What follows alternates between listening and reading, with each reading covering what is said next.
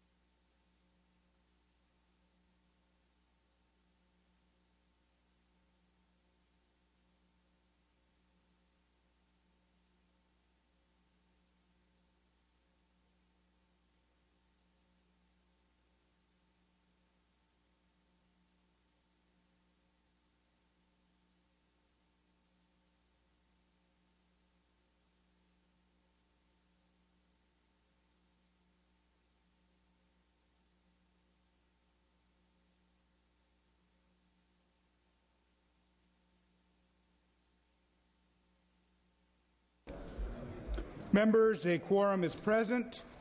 We ask our guests and visitors in the rear of chambers and in the gallery to please stand for the prayer.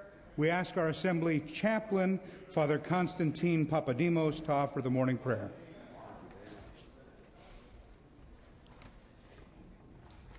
Let us pray. Lord, the prophet David said, "My times are in your hand." He acknowledged that he didn't know what was going to happen, but that you knew what was best for him.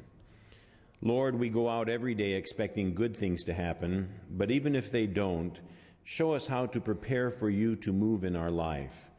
Help us guard our words and our thoughts as we put our trust in you. Amen. We ask our guests and visitors to now stand and join us in the flag salute. Join Assemblymember Huffman as he leads us in the pledge. Mr. Huffman. See, Mr. Huffman has disappeared on us. Mr. Monning, would you lead us in the pledge? Allegiance to the flag of the United States of America and to the republic which stands one nation under God, indivisible, with liberty and justice for all. You may be seated. Reading of the previous day's journal.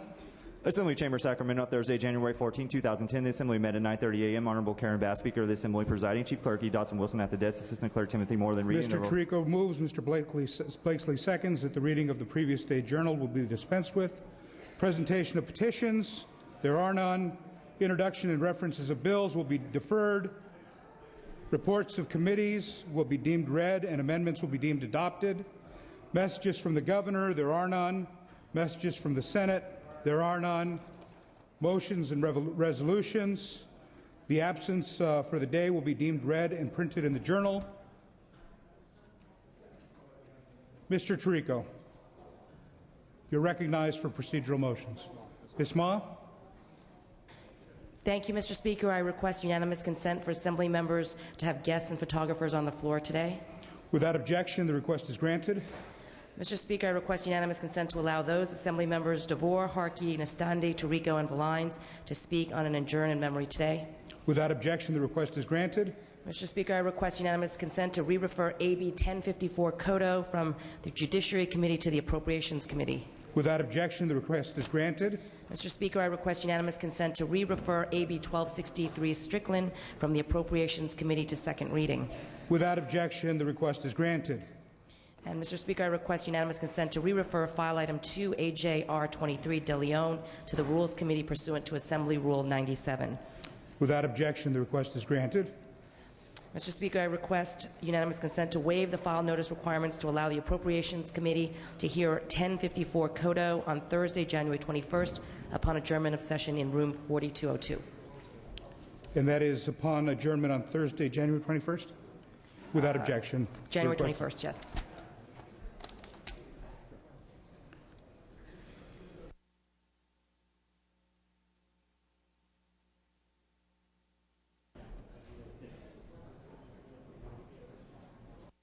Members and guests will stand in the rear of chambers. Let's see.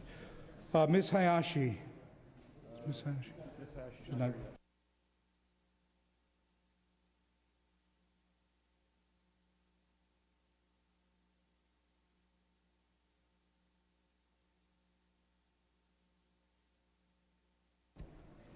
not. Second reading, the clerk will read.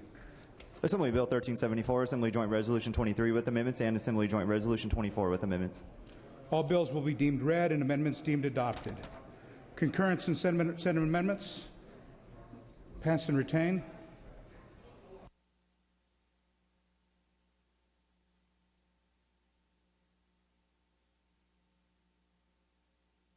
Okay. Conference reports pending. Pass and retain. Reconsideration. Motion is continued. Assembly third reading. Item 19, Mr. Portantino, AB 1004. Mr. Portantino, are you ready to proceed on this item? Yes, sir. The clerk will read file item 19, Assembly Bill 1004. Assembly Bill 1004 by Assembly Member Portantino, an act relating to local government. Mr. Portantino, you may open. Thank you, Mr. Speaker and members. I introduced AB 1004 to begin a discussion on a growing trend in local government that is seeing cash-strapped municipalities levy fees and assessments against non-residents for emergency services. These fees were adopted, where adopted, can vary widely from jurisdiction to jurisdiction and may not require a non-resident to even be at fault. As part of the discussion, we've had a series of meetings with all of the interested parties. Those meetings have been very positive, and I'm asking to move this bill to the Senate to keep those discussions ongoing. I urge and I vote. Any further question of debate? Seeing none, open the roll.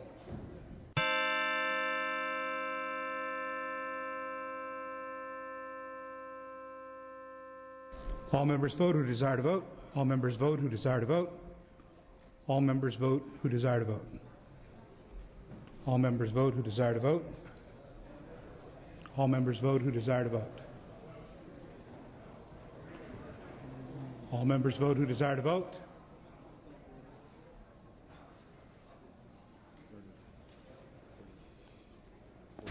Also, close the roll, tally vote. Ayes 42, noes 2. Measure passes. Item 20, AB 634. Ms. Harkey, are you ready to proceed with this item?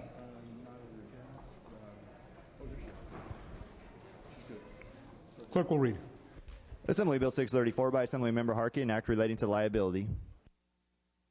Thank you, members. Ms. Harkey. Thank you, Mr. Speaker and members.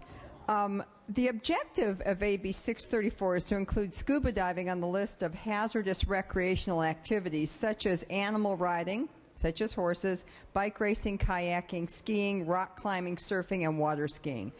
The reason that we need to do this is so that it prevents kind of the deep pockets liability that a lot of our state agencies, counties, and cities may incur if they allow these activities that many of us really enjoy.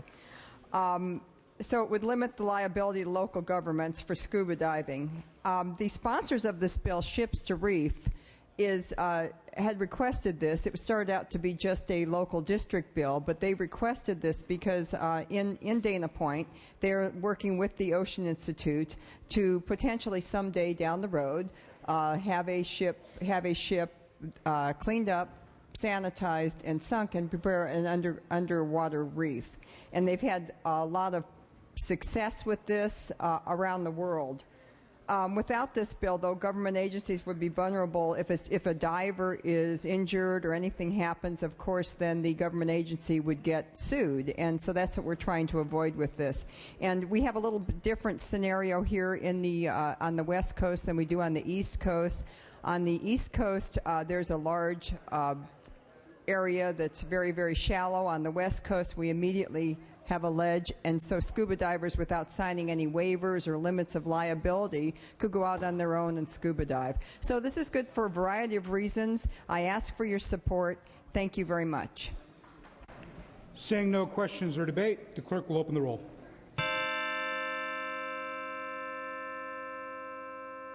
All those vote who desire to vote. All those vote who desire to vote. All those vote who desire to vote. Close the roll and tally vote. Ayes 57, noes none. Item 21, AB 1420. Mr. Pettis, are you ready to proceed? The clerk will read. Assembly Bill 1420 is by Assemblymember Emmanuel Perez, an act relating to state government. Mr. Pettis, you may open. Thank you, Mr. Speaker and members. AB 1420 requests the California Space Authority and the Council on Science and Technology to seek funding to expand their assessment of the state's innovation infrastructure, including university research facilities, private research parks, manufacturers, and incubators. In 2006, the California Space Authority, in partnership with the California Labor and Workforce Development Agency, was awarded a $15 million three-year grant from the U.S. Department of Labor for the development of the California Innovation Corridor. One of several initiatives of the corridor was the Innovation Asset Mapping Inventory Project. The inventory currently includes over 1,500 innovation-based assets owned and or managed by the private sector, academia, and government, such as federal laboratories and industrial technology research parks. Having a searchable online database of innovation resources has helped researchers, manufacturers, economic and workforce development professionals, and others access important information for networking within the expanding global knowledge network. For a state that has always considered itself a leader in science and technology, understanding how to stay in the innovation game is very important.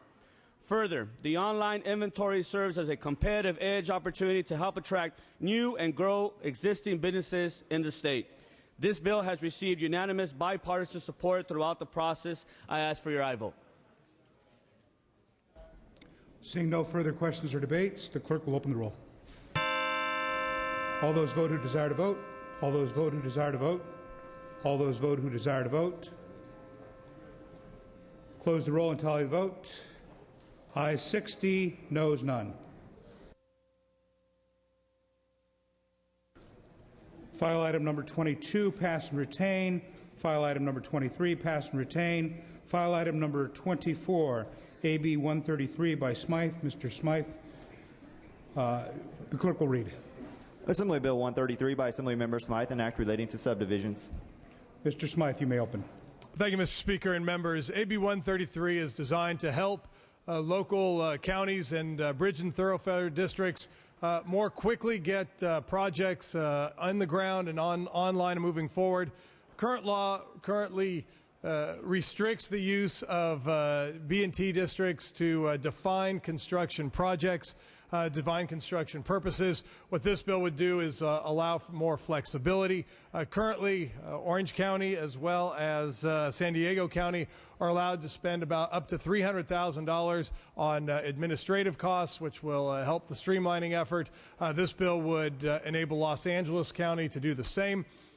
Just to give you an idea, the small amount works out to about 1/40th of 1% of the total amount in the B&T districts in Los Angeles County, and this will help again construction projects move forward quickly. And ask for an aye vote.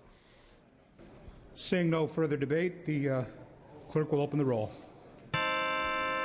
All those vote who desire to vote. All those vote who desire to vote. All those vote who desire to vote. All those vote who desire to vote. All those vote who desire to vote. Close the roll, tally the vote. Ayes 63, noes none. All other items on third reading will be deemed. Mr. Tirico. All other items on Assembly third reading will be deemed as passed and retained. Senate third reading, all items pass and retain. We are on the consent calendar. We are at the second day consent calendar. Does any member wish to remove any item from the second day consent calendar? Seeing and hearing none, the clerk will read. Assembly Bill 229 by Assemblymember Charles Calderon, an act relating to Uniform Principal and Income Act. Okay, the clerk will open the roll on the consent calendar. All those vote who desire to vote. All members vote who desire to vote. All members vote who desire to vote. Close the roll and tally the vote. The clerk will close the roll and tally the vote. Ayes 64, noes none. Assembly Bill 230. Ayes 64, noes none. Assembly Bill 939. Ayes 64, noes none. Assembly Bill 967. Ayes 64, noes none. And Assembly Bill 1532. Ayes 64, noes none. This concludes the business on the daily file. All other items remaining will be passed and retained. All motions will be continued. Mr. Tirico. Thank you, Mr. Speaker. I apologize.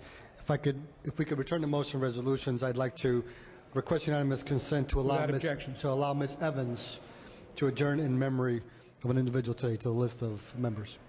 Without objection.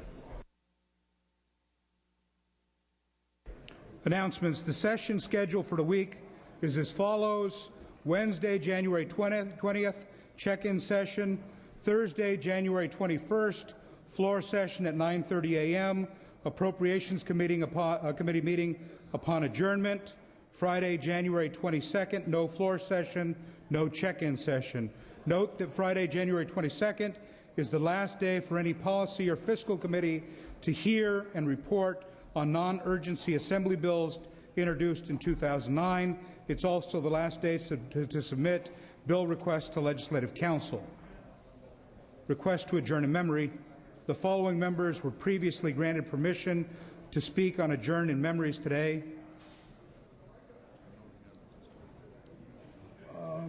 Mr. DeVore, you are recognized. Thank you, Mr. Speaker and members.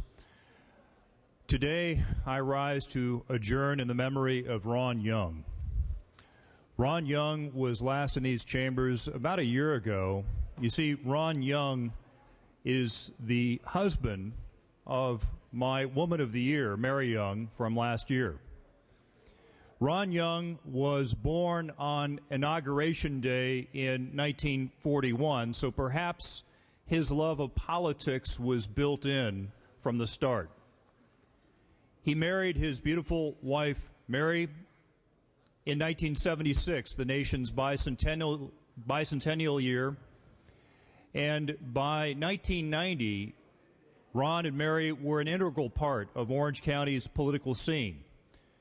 Any major volunteer event, any big campaign, you would see them both in the middle of it, making a difference, rolling up their sleeves to help get people elected. Ron is survived by both his beautiful wife, Mary, his children, grandchildren, and one great-grandchild.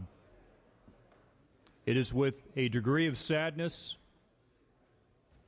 that I rise to adjourn in his memory. Thank you, Mr. Speaker. Ms. Harkey. Thank you, members, Mr. Speaker. I would also like to add to the adjourn in memory for Ron Young. Ron was an Orange County native, believe it or not. Young's Turkeys, does that ring a bell with anybody? That's his family. So they were turkey ranchers or farmers in the day. And he had a solid work ethic, very quiet man. Didn't ever say really a whole lot, but when he spoke, he spoke in volumes. His wife, Mary, is just constantly jubilant, bubbling all over the place. They were the perfect yin and the yang. And he will be sorely missed. I guess I talked to his brother when visiting in the hospital, and he had been sick most of his life. So the passing of Ron, what he meant to Mary, what he meant to our community, and his contribution to the state and to the county cannot be codified here easily. We will miss him. We loved him. We enjoyed him. And I know that Mary will lament him for many years to come. He was quite a young man. He was in his 60s. So this was, although a sudden occurrence, he will be very, very missed. So I just wanted to say that, Mary, out there, we love you. We hope that you continue on. We know you will continue on in his memory. And we all thank you and thank Ron for your service to us. And thank you for being such good friends. Thank you, Ms. Harkey. Mr. Nastandi.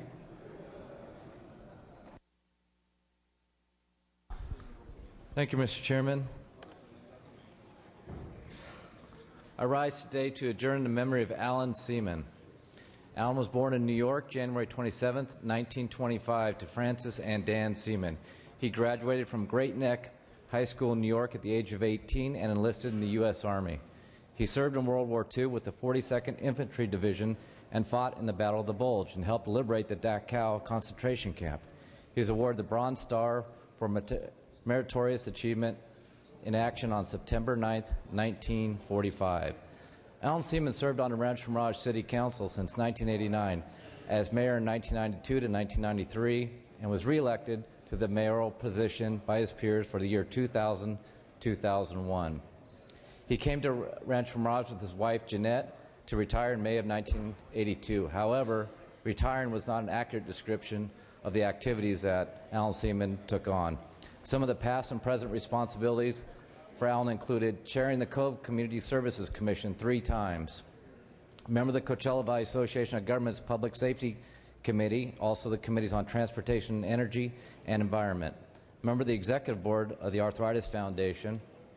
He's also a member of the Executive Board of the Children's Discovery Museum of the Desert and he was a member of the boards for the American Lung Association, American Cancer Society, a member of the Arthritis Foundation, Multiple Sclerosis Society, and Alliance for Clean Air. Alan is survived by his wife of 45 years, Jeanette. Thank you, Mr. Speaker. Thank you, Mr. Nastandi. Mr. Tirico. Thank you, Mr. Speaker. I rise to ask this body to adjourn in the memory of 4 Department of Fish and Game personnel members who died in a helicopter crash earlier this month. They were on routine aerial deer survey when the helicopter struck several power lines and crashed in a remote section of Madera County. The 4 were Kevin O'Connor, DFG senior biologist supervisor, who died at the age of 40. He was well respected and well liked in and outside of DFG for his passion for wildlife resources. He's survived by his wife, 3 daughters, and son. Clu Cotter, DFG associate biologist, was 48 years old.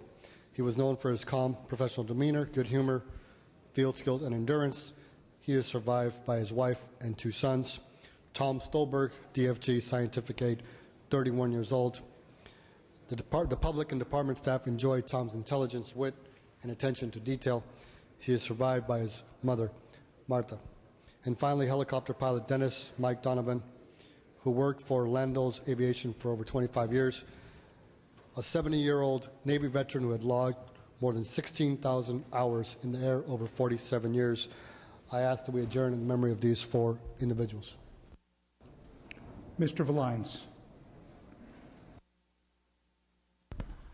Thank you, Mr. Speaker, and thank you, Mr. Tirico, for those words. I just wanted to further those words. These were 3 employees of Department of Fish and Game, also the contract pilot. The 3 employees were residents in Fresno. Mr. Rambula and I split that area. The accident occurred right on the border of my district over to Mr. Berryhill's district. And so it's something in the Central Valley that was a big deal for a lot of reasons.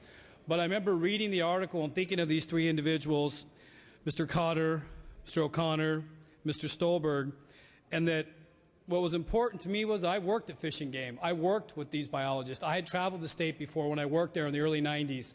It was one of the best experiences of my life. It was a time when I realized people really want to make a difference and come in and do it. And to see that they were out in inclement weather doing what they had a passion for, there's never a time to go, but if you can do it in what you love, and I know that they did, then I guess that is a blessing in what's otherwise a very dark moment. So I want to raise my mic and offer our prayers to the family. So obviously this happened a couple weeks ago, but that they know we recognize them in this legislature and for their hard work for the state of California, and we appreciate their dedicated service. Thank you, Mr. Vallines. Mr. Huffman. Thank you, Mr. Speaker. I, too, rise to adjourn in memory of these fallen Fish and Game officials. You've heard a little bit about the personal toll that this tragic helicopter crash has taken. We have wives without husbands, children without fathers. But I think it's also important to note that this is a serious blow to the Department of Fish and Game. And when you hear about these individuals, the passion that they bring to their work, the dedication. We had a supervisor, for example, who had climbed the ranks in the department and yet still made it a point to find time to get out and do field work. When you hear about the other individuals that we lost, each of them brought an incredible amount of passion to the work they do, the mission of the department, and the incredible natural resources that we ask them to protect.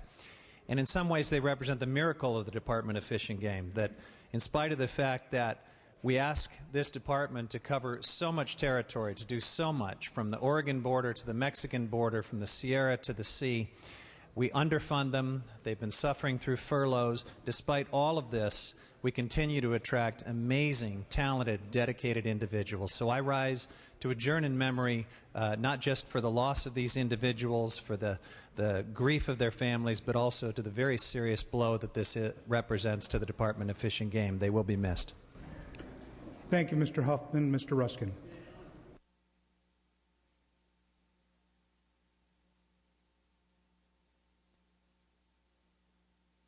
Mr. Vallines. I want to echo the remarks of Mr. Vallines and Mr. Huffman to commend these fallen state workers for the life that they gave for us.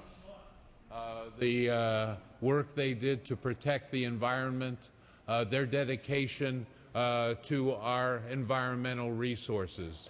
Mr. Huffman expressed very well the great loss not only to their families but to the state. I rise to ask that we adjourn in their memory. Thank you. Thank you. Members, please bring the names forward to the desk. The remaining request to adjourn in memory. I'm sorry. Ms. Evans. Thank you, Mr. Speaker. Mr. Speaker and members, today I rise to adjourn in the memory of a good friend of mine, Mary Ruthsdotter, who died on Friday after a long illness at the age of 65. Ms. Ruthsdotter actually lived in Mr. Chesborough's district, so with his permission, I'll make this on his behalf as well as mine. Mary Ruthsdotter was just an amazing woman, and it's because of her efforts that we here celebrate National Women's History Month. Back in 1980, Mary Ruthsdotter and a number of other women from Sonoma County started the National Women's History Project. And this was a way of bringing attention to women who were very instrumental in our nation's history but had been overlooked until then. And as a result of that, as I said, we now celebrate an entire month dedicated to National Women's History. She actually changed her name. When she was married, she took her husband, Mr. Crawford's name originally, but in 1978 she actually changed it legally to Mary Ruthsdotter, Ruth being her mother's name. And that, I think, is very indicative of the kind of woman that she was, who gave honor both to her mother and to her husband and to her father, and also to all the women that have come before us and made this nation the place that it is. So I ask that we adjourn in memory of Mary Ruthsdotter. Thank you, Ms. Evans. The remaining request to adjourn in memory will be deemed read and printed in the day's journal. Ms. Hayashi, you are recognized to introduce a guest who's been with us. Thank you, Mr. Speaker and Under members. motions and resolutions. Thank you, Mr. Speaker and members. I'm very proud to announce to you we have a very special guest on the floor today, Fire Chief Craig Bueno, representing the great city of Hayward from my district. Please welcome Craig Bueno. He's also the incoming president of the Alameda County Fire Chiefs Association.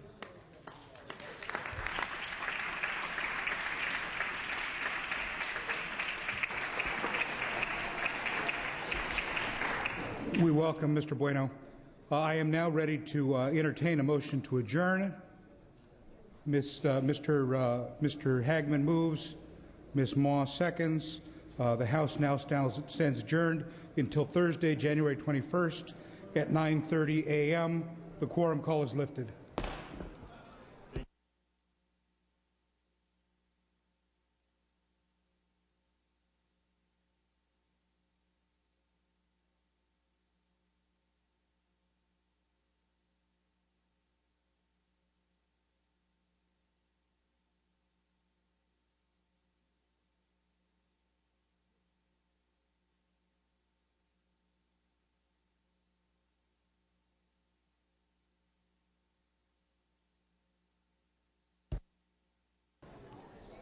Yamada announcing a vote change. Oh, not yet? Okay. Sorry.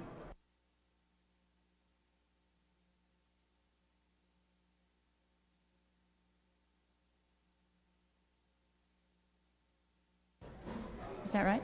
Got it. Okay, we'll do this again. Yamada announcing a vote change. File item 19, Portantino, aye to no. That's AB 1004. Yamada, Assembly Bill 1004, aye to no. Thank you.